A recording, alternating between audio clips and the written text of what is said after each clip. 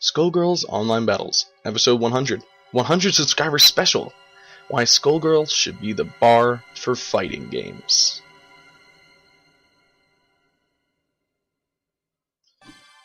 Alright, guys and gals, this is the 100th episode of the Skullgirls Online Battles.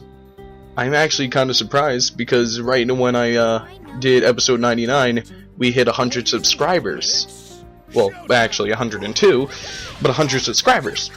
And then now, I've got episode 100 on the way. So, I'm a little bit shocked. Just to go over a couple things, just so then you guys know, I might have said this a little bit earlier in the videos, and not in the latest ones. Don't forget, you guys can suggest the color palettes and characters that I'll use in the next episode, or topics I can discuss. Now, let's get right into this topic. Why Skullgirls should be the new bar for making fighting games. Now, what do I mean by new bar? It's like when people compare a fighting game like Street Fighter to Marvel. Like, people want to set the bar for, oh, it has to have that many characters like Ultra Street Fighter 4. You know, an extensive amount of characters. But I think a much better bar that would actually help the fighting games just do better and just actually be a lot more fun would probably be Skullgirls. And why do I say this? Is, well, let's dive into the first part, the characters. Now you might be thinking, Skullgirls shouldn't be the bar, they have so little characters. Well, that is true, they don't have that many characters. But I'm not talking about the character amount, I'm talking about the character quality. Yes, I'm talking about the non-cloning issue. In games like Street Fighter, you have like 10 Shotos, and that's just Shotos. You also have a bunch of charge characters and a bunch of keep away characters. But mostly, let's talk about the Shotos. We have Ryu, Ken, Akuma, Sakura, Dan, Goki, Evil Ryu, Oni. A lot of Shotos. I might be forgetting some, like Sheen and, well, a couple others. But I might be forgetting some. Point is, all those characters relatively play the same, with exception to Goki, but he does have Hadoukens, but he does play a little bit different. All those characters relatively play the exact same way as the base Shoto Ryu, maybe with some buffs and nerfs to their special abilities, and maybe an added special move. But you see, that problem is not relevant in Skullgirls. Even with the newest character, Fuqua, which is a joke on cloning characters, plays vastly different than Philia. Vastly different from Philia. And if you do not realize that, please watch the Fuqua rundown video. And you'll see how Fuqua plays just vastly different from Philia, even though they do look alike. Now, Skullgirls should be the bar right here because every single character in Skullgirls plays vastly different from the other characters. You can't just pick up Philia and then say, okay, I know how to play Philia, that means I automatically know how to play Double. You can't do that. It's just a vastly different systems of fighting for each character, which allows just a lot more creativity, and it allows people to play the game they want it.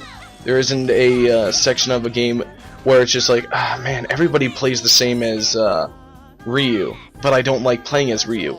And the characters that don't play as Ryu stink.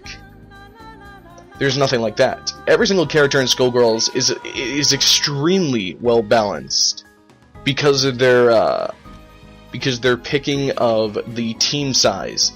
That really balances out the game. Because if you can imagine, if every single, if all the characters just have the same exact attack power, but you can choose the team size just to your liking, maybe you'll get a little bit more health. And that is what it is, but, you don't get any, health from that. You can imagine that everybody would just pick 3 characters, but it's so well balanced because you have a lot more damage on your side, when you're picking one character opposed to 3. And that's extremely well balanced. Now, that doesn't mean that people need to say, "Oh man, that means do you mean that every single fighting game should have that 3-player system?" No. But it is a good way to balance out a game, is what I'm getting towards. Balance is something extremely important, and that's what some games lose when they have way too many characters. They're too busy trying to balance every character that they will miss a couple, and then they become extremely overpowered. Meta Knight in Brawl is an example of this. And Sakurai even stated he couldn't really balance out Meta Knight because they had way too many characters to work on. So, that doesn't mean that every game has to have the size of Skullgirls. They can have a lot of characters, but the point is, trying to make the characters as varied as possible. Make their gameplay styles extremely different. Not just, oh, this is a Shoto that does keep away, so his fireball's a predator. Now this is a Shoto that does rushdown, so his Tasamasa Isabukyaku is a lot better. And that's a problem that I see whenever I play a game like Street Fighter. You're just basically playing the same character over and over again.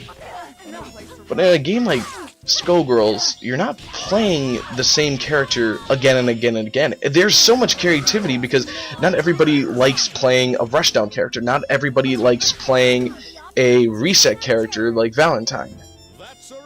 Everybody likes playing their own specific thing, and since there's only like one character that really fulfills that role, then you're going to see a vastly different just array of people playing these characters.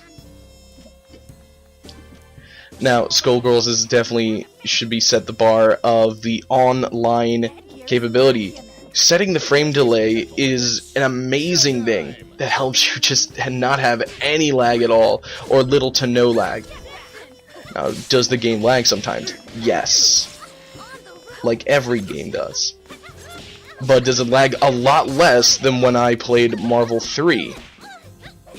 Oh, yes, you can believe it does. The game is pretty perfect in its online system. It has lobbies, just like almost any other fighting game. It has the rematch system that I'm surprised that a game like Street Fighter 4 does not, so you would have to go all the way back to character select any single time you want to rematch this one person you're doing in a 2-player lobby. So it has something like that for everybody.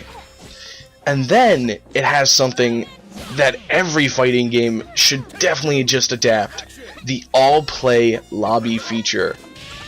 Now, if you are wondering what the all-play lobby feature is, basically, you're in an 8-player lobby.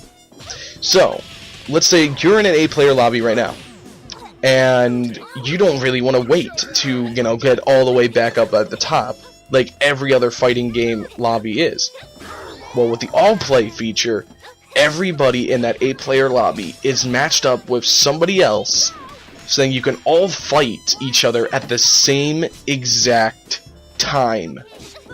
Nobody is left out. You can hang out with all your friends, and you'll still be able to play each other at all times. Nobody has to wait for a long time if they lose. Nobody's really punished for losing in that sense.